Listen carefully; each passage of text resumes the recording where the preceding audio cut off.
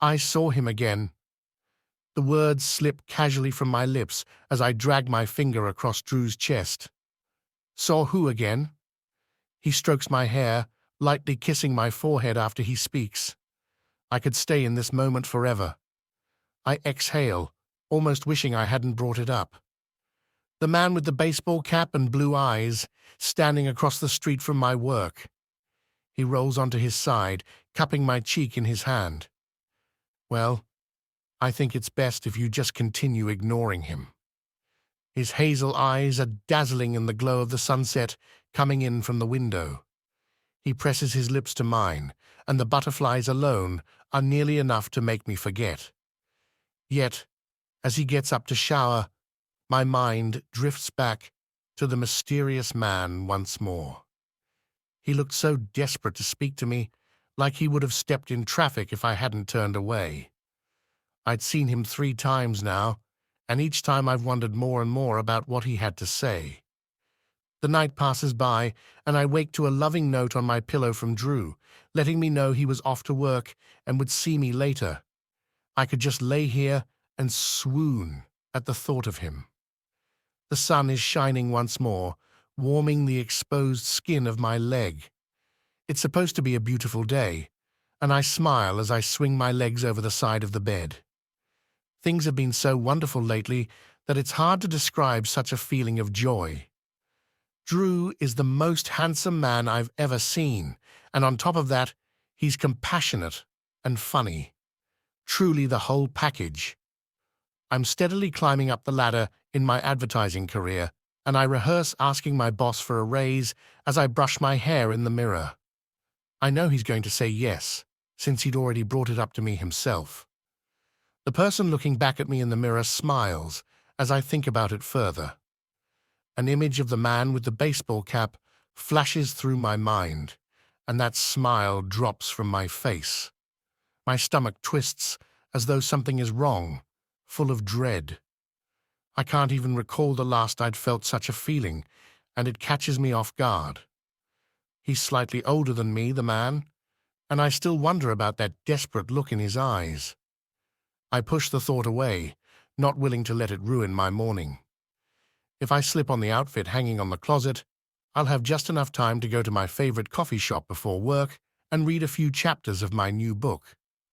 I just made it into the shop and was sitting in my favorite corner when I see him again. He's standing across the street. His eyes are a piercing blue, and his clothes are rugged in comparison to the world bumbling around him.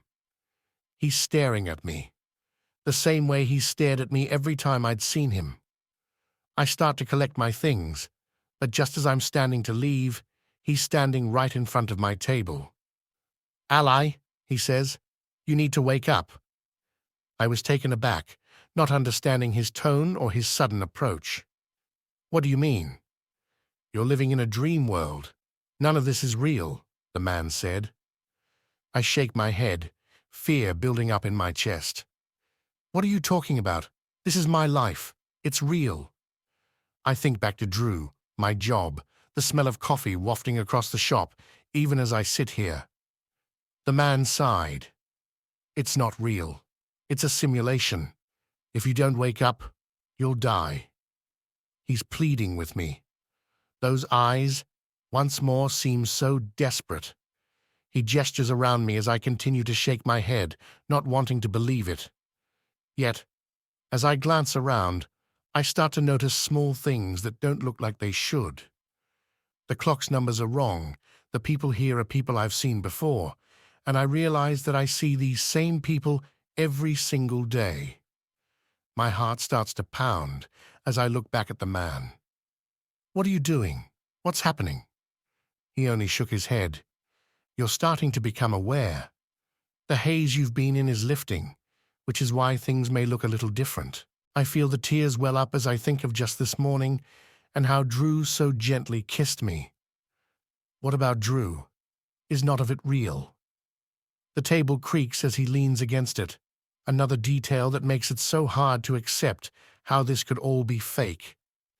None of it is real. Drew isn't real. He's just another part of the simulation. Please, Ally, just think hard about your life leading up to this point. I look away, down at my hands, shaking in my lap. I try to remember the day I met Drew, but the memory doesn't come. The air around me feels thin as I try to think back to my childhood, and again, it's as if there's only empty space where a memory should be. I can't even remember how I came to live in this city or how I got my apartment. It's all just blank, as if it happened in an instant. I could just sit here and sob with the feeling of loss settling into my chest. I could scream and throw things and rage about how it can't possibly be true, but instead, I look up to the man and ask quietly, "Who are you?" His eyes soften. "My name is Anthony, and I'm only here to help you out of this place."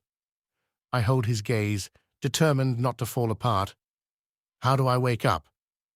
He takes my hand gingerly, and while I'm sure he assumes at any moment I might fall apart, I won't. "I'll show you."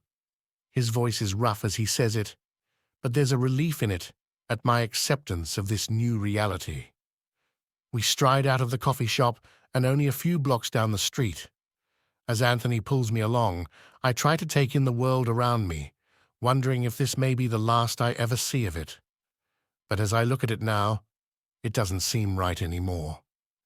The chirping of birds sounds hollow, and the people on the street only look forward. It's unsettling, but I still wish I could say goodbye to Drew, even if he wasn't real. Anthony leads me to a door that I'd never noticed before. It was small and unassuming, and I realize I had walked past it every day without ever even giving it a second glance. "Open the door, Ali." Anthony's hand is pressing firmly against my back, pushing me towards the door. I hesitate for a moment before slowly pushing it open, stepping through and finding myself in a dark room. The door slams shut, and Anthony's breath is warm against my shoulder as he steps up behind me. One by one, lights flicker on in the room, illuminating a room full of screens and white walls. It looks like something out of a science fiction movie. What is this? I'm breathless as I ask, not sure how to even move forward. "This is the control room." He steps forward. "This is where they're controlling your simulation." What do I do? Where do I go from here? I'm running my hand over the cold metal panels along the walls when I look up to see that Anthony is frozen in place, looking straight ahead. I follow his gaze and feel my stomach sink. Drew is standing at the far end of the room, his head cocked at our presence. "You're not supposed to be here," he says. Drew steps closer, and my heart breaks at his words. I don't understand. I don't understand how he could be here. My head feels like it's swimming. I sink to the floor and watch as Anthony stands his ground, not understanding why he's so determined to help me. I'm so lost in my thoughts, I almost don't hear him call out to me. "Ali, disarm the system. It's panel 86. Anthony looks back at me as Drew continues walking towards us. I struggle to my feet, the shock wearing off as something stirs inside me. "Anthony?" I remember him now. I remember how we met when I fell off the monkey bars when I was just a 10-year-old girl. I remember our wedding.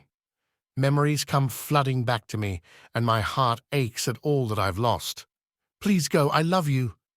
He throws himself towards Drew, and I stumble away, determined to find my way back to my life, my real life. I won't be controlled.